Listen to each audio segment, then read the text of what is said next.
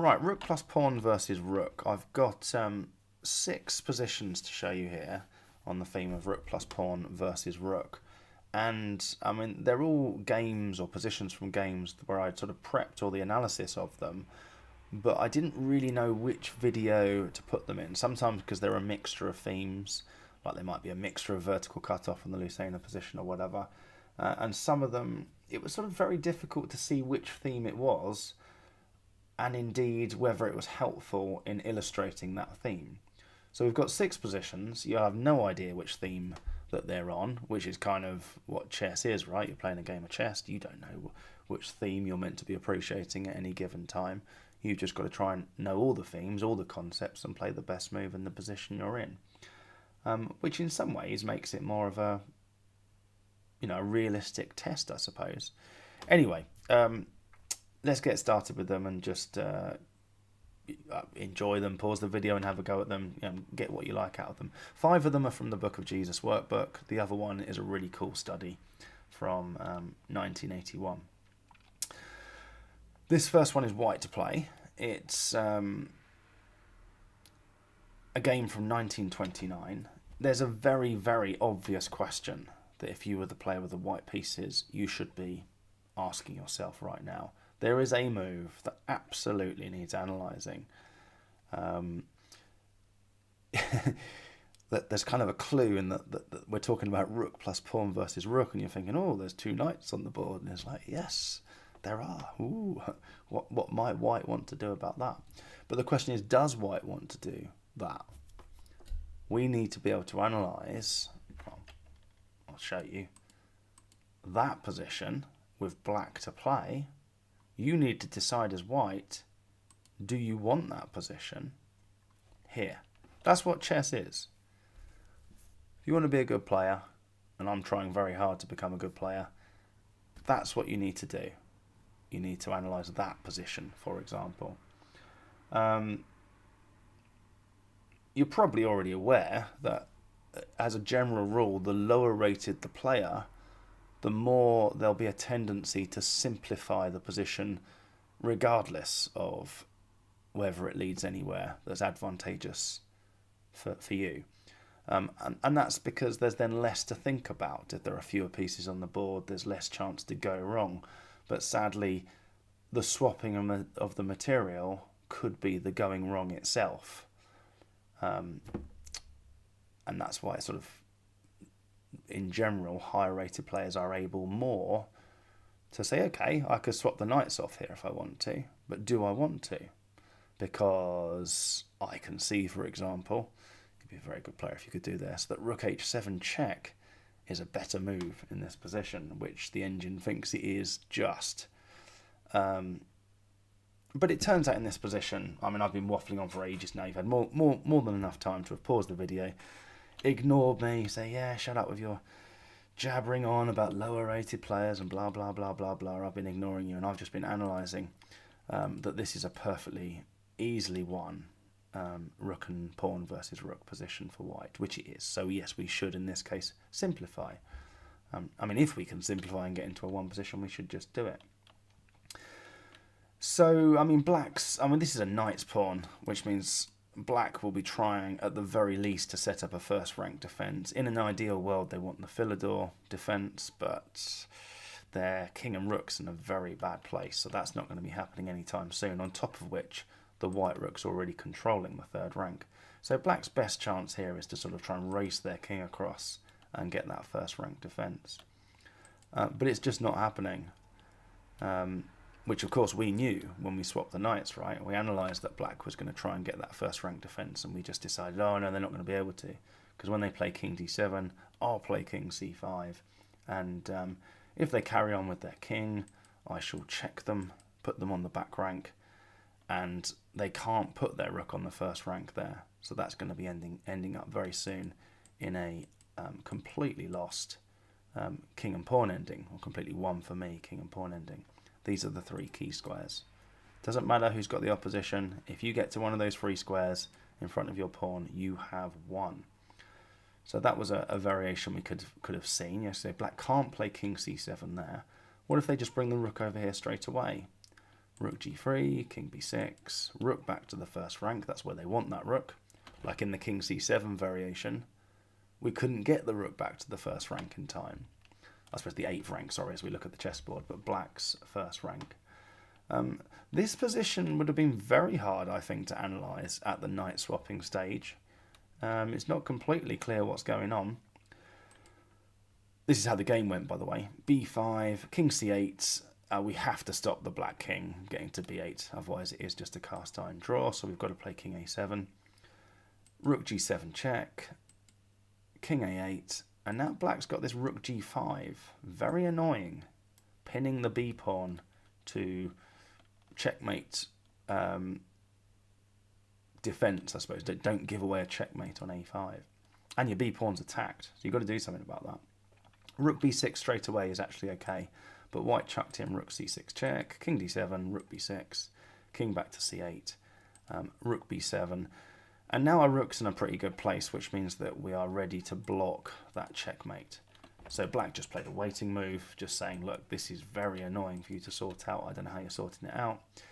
b6, rook a5 check would get blocked with rook a7, and then the b pawn's coming through. So instead black played rook b5, rook c7 check, we're seeing king d8, king back to b7. And now you can see that it's just gone rook b1, rook c2, black played rook a1. I would play king b8 there myself, but white chucked in a check on the d file straight away. And actually, it's probably better, to be honest, than king b8. Well, there's not really anything in it, and black resigned. So back in the original position, should you swap knights? Yes, because you've analysed all the possible things that black can do to try and achieve that first rank defence, and it's not possible. So I judged back at the time I made my video on first rank defence that wasn't necessarily helpful in it, but there you go, that's that position, you've seen it now. Next, this is a game from 1959. This is actually Fischer versus Benko. It's black to play. Pause the video and decide what should you do. Black's in a bit of a pickle, I suppose. Well, they're very much in a pickle. They've only got one drawing move. I mean, they've got this G pawn with a rook stuck behind it, but I mean, unfortunately, these pawns are coming down the board, and the move Benko played lost because of a tactical shot that we'll see in a minute. The simplest move, and it just draws, is rook takes a6. Just swap the a pawn for the g pawn and bring your king across. Now, possibly the reason that black rejected this line is because white can now achieve a vertical cutoff. But we should know that in the case of a knight's pawn, that vertical cutoff isn't going to be good enough. Okay? Even if you had a two-file vertical cutoff, it's not going to be good enough with a knight's pawn, because white wouldn't have room to do the Grigoriev combined method. So I mean, how does white achieve that vertical cutoff? Well, there's the crude rook c2. That's probably the less preferable way of doing it. Black can just chuck in a check straight away. The king has to stay attached to the b pawn. And remember, the best way to defend these vertical cutoffs, if the white pawn hasn't advanced very far, is you keep your rook at the front, firing checks and attacks on the pawn. And it's the lack of a file to the left of the a file that's going to give white the headache. That means that they can't convert this, even if there was a two-file vertical cutoff, that is. So, I mean, yeah, white can push the b pawn, but then black just starts with going back and forth, checking, and yeah, there's just no way for white to make progress. So instead of the crude rook c2, you might be thinking, well, why don't you just attack the rook? King b5, rook e6. You can't play rook c6, unfortunately, because you would lose your rook to rook g7 check. So rook out the way, and then rook c2. Like, what are you going to do about that? Well, there's enough time to come around the back again and start firing in checks. So rook e8. If white played rook c6, trying to block those checks, which is a good idea usually. Check, rook b6, rook back out the way. and you're threatening to come in with the king, so there's no vertical cutoff anymore, it's a very easy draw. So that's what black should have done in the original position. Rook takes a6. Benko actually played rook b6 check, and Fischer came in with the king and gave up the b pawn for the g pawn. White could have actually, using the tactical motive you're about to see, could have played a7 straight away, but Fischer took on g2, rook a3 check, king b6, rook b3 check, king c5, rook back to a3, and then here's where we start to see the unfortunate position of black's king. Ow. And you start thinking, well, obviously you can't take that pawn. What do you do if you come across to try and help out with your king? Rook g8. It's not that dissimilar to the sort of the tricks you see in rook's pawn with the rook stuck in front of it. You imagine, like, if the white rook was on a8, the black rook has to be on g7, and if it tries to come across, it gets caught in no man's land. As you can see, it's kind of very similar to that, to be honest. Where else could the black king go? King e6 is what was played in the game. You could maybe try king f6, just stopping the white rook coming to g7. But then you're sort of a bit too far away from the action, and white could bring their king in. Rook b3 check, king a6, rook a3 check, king b7, rook b3 check, king a8. Black king comes across, but then we'd see rook g8. And, well, little question for you here. What's black's best attempt at a draw here? What's the move that gives black the best drawing chances? And then, rather than give you the answer, I'll say go and watch the king stuck in front of a rook's pawn video, where we explain which one of those two moves is black's best chance of attaining a draw, though this position's just lost. Another hint, if you want it, is that that's heading towards queen versus rook. Although the black rook's going to start that queen versus rook on h3, which is actually the best square for it to start it on from this particular endgame.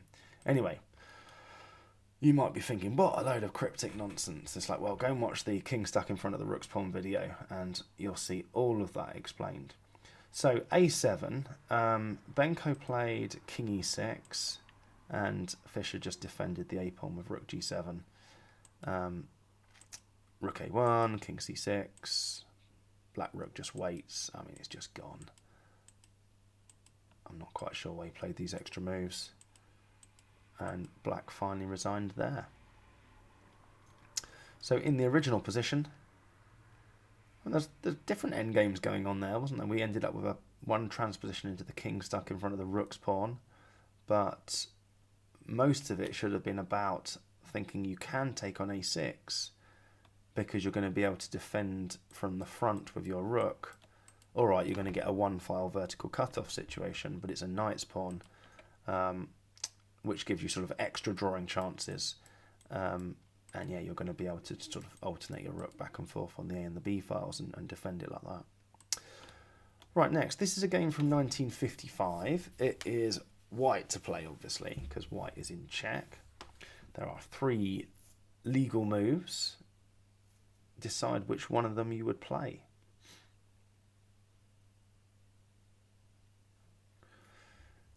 So I could have put this position on the Philidor defense video, but I thought it just complicated matters too much. I definitely could have put it in the umbrella section. I made a video on just the umbrella. This is the umbrella. Like, if white could just somehow pick up that pawn and chuck it away, this position is so easily drawn for white.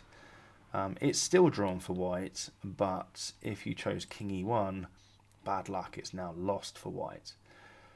So black could push the e-pawn, e3, and what white needs to do is just desperately try and get rid of that f-pawn. Just get it out of the way. It's going to be an umbrella for black's king, and you don't want black's king having an umbrella. You want your rook delivering a rain of checks from up here.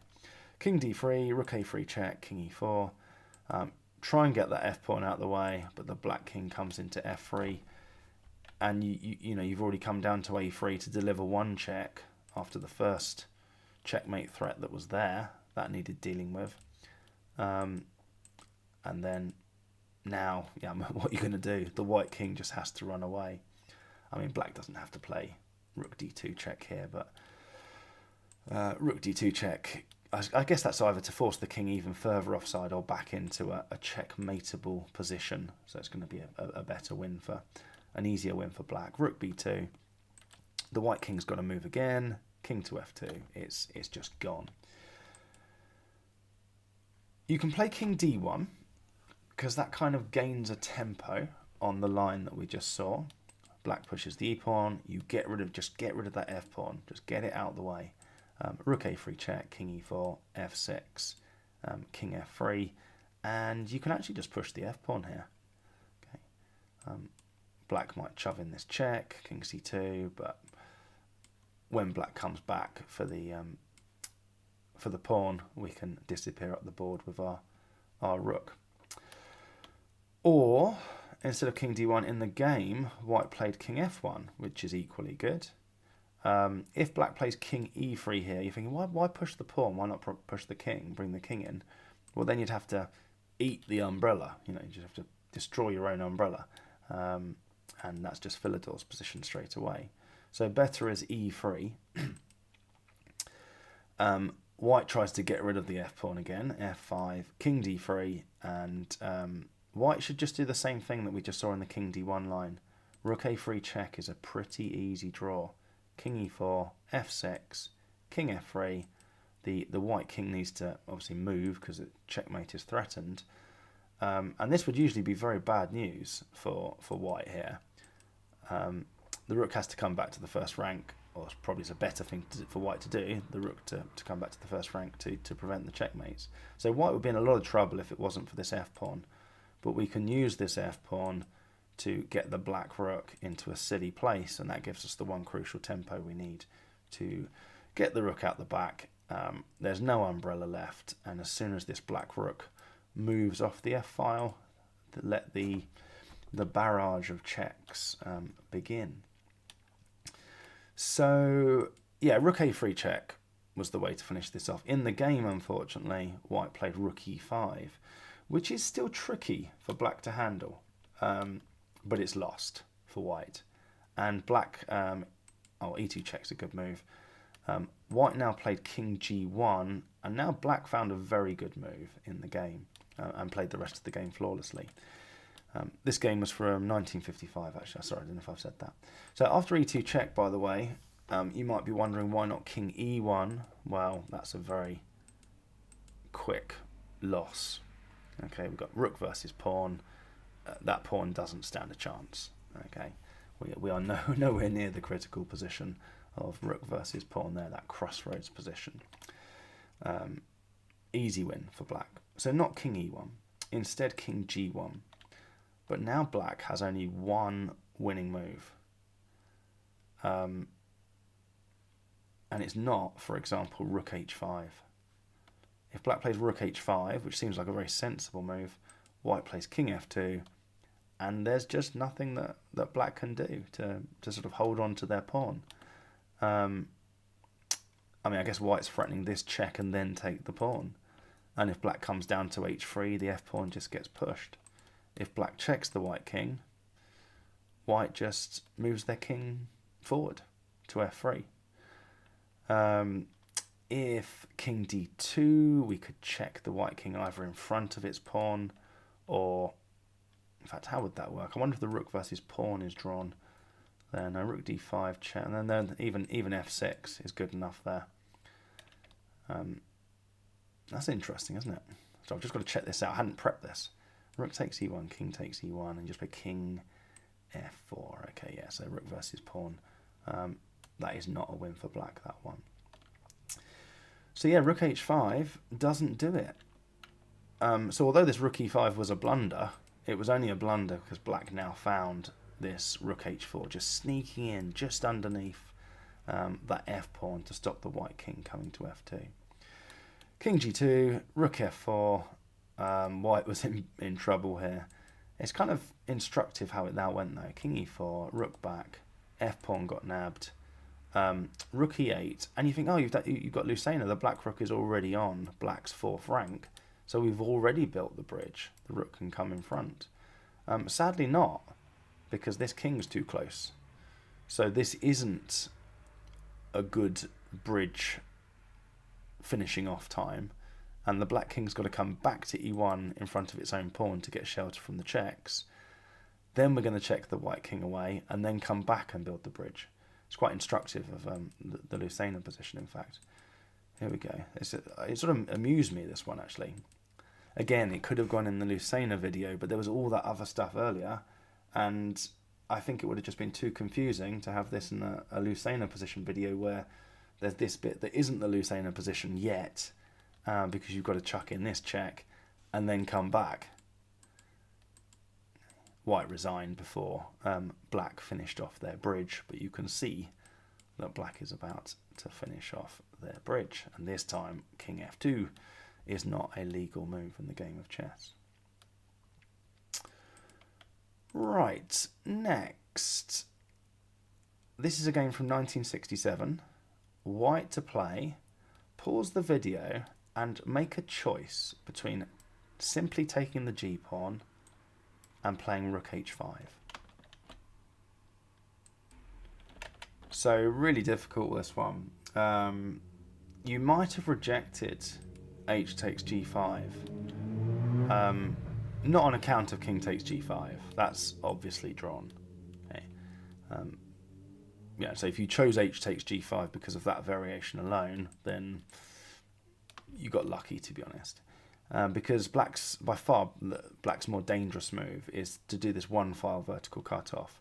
We have a bishop's pawn on the 5th rank, a one file vertical cutoff with a bishop's pawn on the or central pawn on the 5th rank. That's going to be enough to win. So you needed to know that the only way to sort this out, you've got to come down, and as soon as that g-pawn's taken, challenge the rook. White's only drawing move in this position is rook e1. You challenge that vertical cutoff, but it's a good enough challenge. The pawn ending is drawn. Black can't swap the rooks, and that means that your king is going to get over. And we're going to see a Philidor almost certainly there, or Klingenhorwitz at worst. So you should have taken the g-pawn. In the game, I suppose worried by that vertical cutoff and not seeing that challenge the rooks, you know, not seeing the takes vertical cutoff, come down, challenge straight away. By the way, if you get a vertical cutoff in your games, look for that breaking of it with the rook round to the first rank. I had a game at the British Championships where I was cut off vertically, and the first thing I did was look for this. It didn't work. The pawn ending was lost, but at least I looked at it. Anyway, rook h5 was played in the game. King g4, attacking the rook, so obviously you've got to take the g-pawn. King takes h4. Rook e5, at least stopping the vertical cutoff, but then black plays rook f2, and the problem that white's got here is their king is stuck on the long side. There's no way of getting their king over to the short side, and that's going to become a 6th rank pawn very soon. White in the game sort of desperately tried to set up a Klingenhorwitz setup, which would work if the king was on the short side.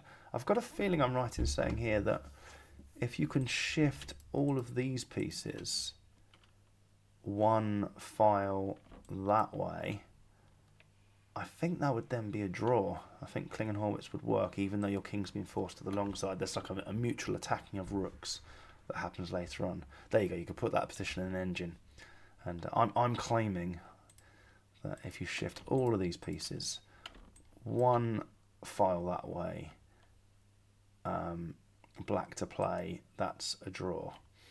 You say, no, it's not. Put it in the comments if it's not. Rook a1 check, king d2, and rook f1. Yeah, this is the X-ray defense of the f pawn, and as soon as that's played, the white rook needs to come over this side to give a barrage of checks. I mean, it'd like to give the barrage of checks from this side, but the king's in the way. Okay, and I'm now absolutely certain that if you move all the pieces on the chessboard one file that way, then what I'm saying is true. You could go this way, and you've got just enough space before your rook gets attacked, and then you come back and attack the black rook. That was the mutual attacking of rooks. Check it out. It's quite an instructive drawing position. But here, yeah, and white's stuffed.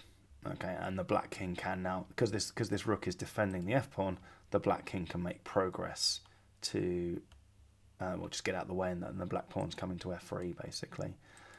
And yeah, there's nothing that white can do to stop it. It tries a check down there, but you can see that there's just no space at all. And I mean, a few more moves were played, but Lucena position has been reached. Yeah. And white didn't even guard the g file, so black took it. Didn't even bother with the bridge building, because they just gave him a ready-made shelter on the g file by not taking the g file on that move. I suppose rook g6 is the most obstinate, and now we see the check and then the bridge building there. So yeah, in the original position, you should take the pawn, and when black doesn't take it back and plays the much more dangerous vertical cutoff, just come back and break that vertical cutoff, because the pawn ending is drawn. Last one before we see what I would call a pretty cool study from 1981. This is a game from 1979. It is black to play. We haven't quite got to rook plus pawn versus rook just yet, but I guess that's part of this, isn't it? You're going to get to choose. Do you want that rook plus pawn versus rook, for example? You know, what should black do here? Pause the video and decide. So this one was pretty hard, to be honest, to sort of analyse where this one was going. But the swapping of pawns is not something black should go for. That was actually a losing move. It's actually drawn here if black just plays a5, but you have to see quite a long way ahead, because a vertical cutoff is coming. You can see this king's going to have trouble getting back. So vertical cutoff with this b3 pawn being so far back is definitely white's main winning try. It's just a question of how many files can it get cut off by, how far can this pawn get up the board by the time it does, and then this is a knight's pawn, which, remember, you can't do the Grigoriev combined method when it's a knight's pawn. That's absolutely crucial, in fact, as you'll see in a sec.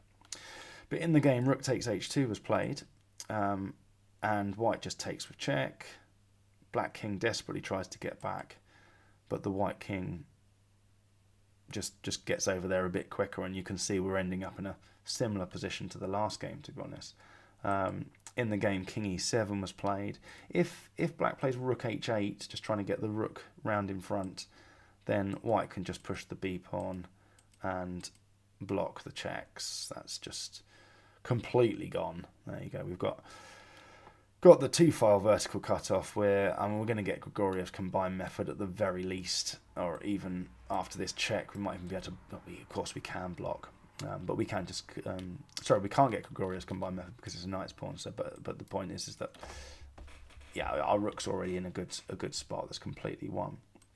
So not rook h8, and in the game, black played king e7, but it's, like I say, it's pretty similar to what happened in the last position we saw, in that black's kings just sort of got stuck out on the long side, and there's just nothing stopping white from sort of just making progress, pushing the pawn, and we've even got a horizontal cut off there as well, and yeah, and black just resigned there. So you can't take on h2 because your king's just not getting back in time, and a5 is what should have been played. So the white king comes over if white wants to make progress there, king d4, and then come around and try and collect the b pawn. If the white king comes back to attack the rook and defend the b pawn, then you can take on h2, and this is going to be a favourable version of what we just saw. Rook takes a5 and the black king can come across. There's your two-file vertical cutoff. Rook drops back. We know that we're best off defending these from the front. But crucially, white now hasn't got the space to do the Grigoriev combined method. Okay, if you moved everything on the chessboard one file that way, except for the black rook, which would obviously have to stay on h8, that would then be a win. Okay, and what all white needs to do is push their b pawn and then make, well, that would be c4, wouldn't it, if everything's gone one file to the right, and then they'd make their way to the king to the a6 square. That's the Grigoriev combined method. It doesn't work with a knight's pawn. And that was absolutely crucial in deciding right at the start that a5 was the way to go. It was all, this whole position was all about wrestling. A vertical cutoff is coming. How can you set it up so that it's the most favourable version for you? You might also be wondering, hang on, white played king c3 there, but what about king c4? Well, there we can just check. King goes away, come back and attack the b pawn. So white would either go around in circles or eventually have to admit that, I mean, they can't swap the b pawn for the a pawn. That's easily drawn. So yeah, the white would probably have to come back and I don't know, king. I can't play king b4, so I'm going mad. Yeah, they'd have to come back and a4 or c4, and we'd see the same thing with the checks and the rook coming back to b2. Yeah, really difficult one, that one. And you'd have to have good knowledge of all that vertical cutoff stuff, but even then, you'd have to analyse quite a few variations. Anyway, that's all the positions from the Book of Jesus that I'd prepped for somewhere in rook plus pawn versus rook, but didn't quite know where to put them. Hope everyone likes them. This position is brilliant. This is a study from 1981. White to play and win. Pause the video and decide what you'd do. So I said at the start that there's like a vertical cutoff theme going on here, but not the vertical cutoff in the sense of the one that's actually useful for us in games. Just here the defending side's king tries to cut off the white king from making progress for white. The first thing is just, you know, and this is the way you go about solving any study, to be honest, is you just start thinking about playing the sort of the primitive moves. Just get the king over. You know, what's the problem? Well, the problem is that black plays rook h6, and you know, you either get your rook stuck in front of the pawn or you bring your rook back, and it just doesn't do anything. So g7, rook g6, at least that gives you an extra king move, whereas if you defended the pawn, it would have been black's king to go first. So rook behind the pawn, and now the king's just come in, except that black's got this only drawing move here, rook g5. Okay, stopping the white king from making progress. So the white king has to come over and attack the rook, but the black king doesn't let it. So the primitive king b3 doesn't work. And you might be thinking, okay, well, g7, and then black plays rook g8, and then I'll bring the king in. The problem is that you hopefully found that black will just play rook b8. You know, we just saw that the white king got cut off in the 5th rank. How about this? Cut the white king off on the b file. And so far, nothing particularly incredible has happened. It's like, look at this really cool study. You know, white pushes a pawn and then black cages a king on the a file. Like, oh, genius. But I've lost count now of the number of times I've said in rook and pawn endings, if you have a pawn one file away from promotion, look for ways in which you can deflect the defender of that promotion. And in this case, it's, you know, it's not because you're just doing it to be flashy. You've got a b file you can't cross, and rook b7 is your move. That's basically the puzzle solved. That's the study solved, and then we see a systematic procedure that just keeps repeating that, because now black cuts you off on the c file. King in, black king in. Bosh. Cuts you off on the d file. White king in, black king in, and you're like, oh, okay, and this just keeps going. Like, yep, it does. rook f8 wasn't possible. White king in, king g5, king f7. The end. How cool is that? I really enjoyed that one. Not a particularly deep study, but you did need to analyse the primitive king coming across doesn't work. So well done if you spotted particularly that rook g5 cutting off of the white king. But then you also need to spot that after g7, rook b8, you play that move, rook b8, and I like the way that it just keeps getting repeated. Yeah, systematic procedure, that's called. Let's just see it one final time. And that's a good place to end it. So yeah, that's every single rook plus pawn versus rook position I had ready to sort of go through. Bit eclectic. I've called this rook plus pawn versus rook mixed bag. Yeah, hope you just liked all of that.